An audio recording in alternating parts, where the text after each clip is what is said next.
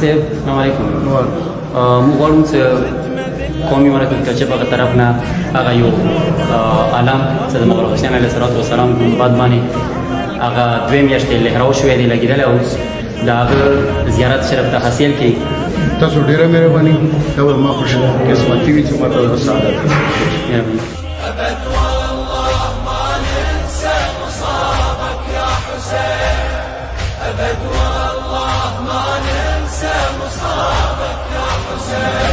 ما يصير بخادمك ما يعوف عشقه يجيب من حلق السابع يا حسين حقه اللي يحبك ما يطيق.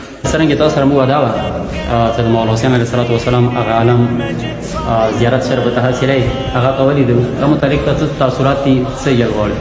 بسم الله الرحمن الرحیم. زه د سوچ کوم چې ما د کوم عمل قبول شوی مولا حسین چې هغه په باره کې ماته دوره لوی سعادت ملو شو او زه تاسو ډیر مشکور یم. وبك اهتدينا للنجاة حبيتك صارت سفينة